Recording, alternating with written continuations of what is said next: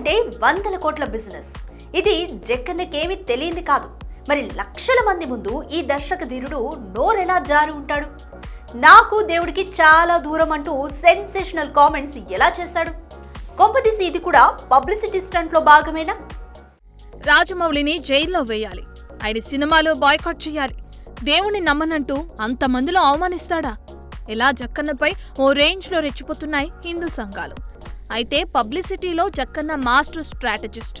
తన ప్రతి సినిమాను సరికొత్త రీతిలో ప్రమోట్ చేయడంలో జక్కన్న రూటే సపరేటు.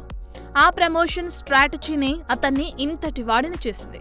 ఇప్పుడు కూడా వారణాసి చుట్టూ కాంట్రవర్సీ వెనుక ఇలాంటి స్ట్రాటజీ ఏమైనా ఉందా అన్న డౌట్స్ రైజ్ అవుతున్నాయి. రాజమౌళినే అంతా పక్కా ప్లాన్ గానే కాంట్రవర్సీకి తెరలేపాడని, రోజు రోజుకు ముదురుతున్న ఈ ఇష్యూ అంతా జక్కన్న చెక్కిన ప్లానే అని, తన సినిమా ప్రజల నోళ్లలో నానేలా చేయటం కోసమే ఇలా కామెంట్స్ వదిలాడన్న టాక్ గట్టిగా వినిపిస్తుంది. గతంలో త్రిబులారులో వేరువేరు టైం లైన్ లోని కుమురం భీం, అల్లూరి సీతారామరాజులు ఎలా కలుస్తారన్న హాట్ డిస్కషన్ కి థియేటర్స్ ని ఆన్సర్ గా ఇచ్చాడు. ఇక నిజామాబాద్ జిల్లా బోధన్ బేస్డ్ స్టోరీ అయిన బాహుబలిని సినిమా పేరుతో తప్పుదోవ పట్టిస్తున్నావని వచ్చిన కామెంట్స్ కి వేల కోట్లతో జవాబిచ్చాడు Jakkanna.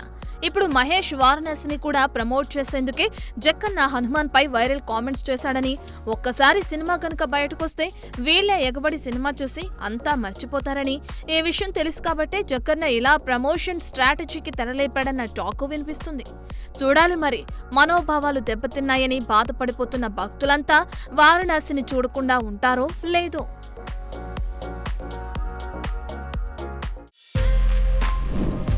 For more videos like this, subscribe Big TV channel.